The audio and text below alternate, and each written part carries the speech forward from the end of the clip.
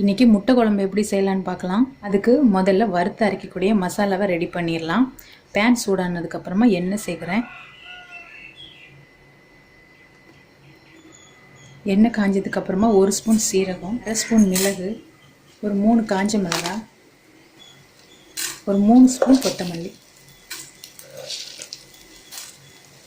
கூடவே கொஞ்சமாக கருவேப்பிலை சேர்த்து இதை வதக்கிடலாம்.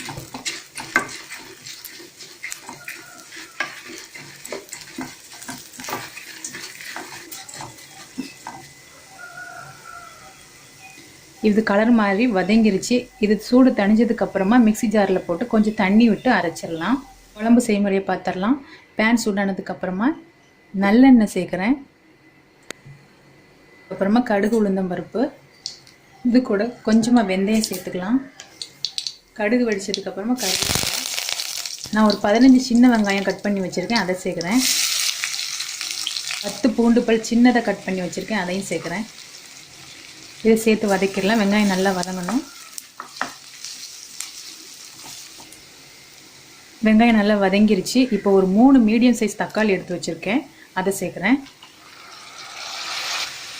தக்காளியும் சேர்த்து நல்லா வதக்கிடலாம். தக்காளி நல்லா வதங்கி வந்துருச்சு. இதில் கொஞ்சமாக மஞ்சள் தூள் சேர்த்துக்கலாம்.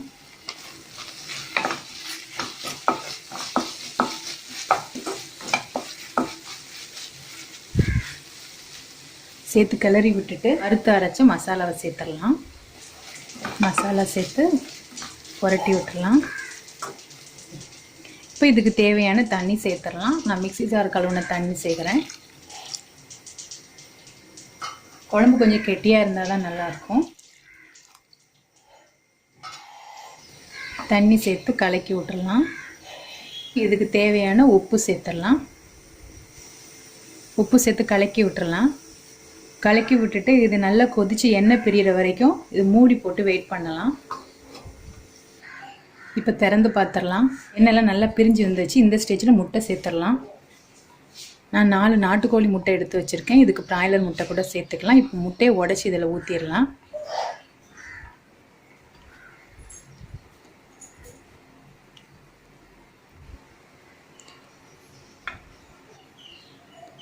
எப்போவுமே முட்டை இப்படி உடச்சி ஊற்றுறது ரொம்ப நல்லது. ஏன்னா கெட்டுப்போன முட்டை இருந்தது, அது உள்ளே சேர்த்துட்டோம் அப்படின்னா குழம்பு ஃபுல்லாக கெட்டு போக வாய்ப்பு இருக்குது. இப்போ இதை சிம்மில் வச்சு முட்டையை வேக விடணும்.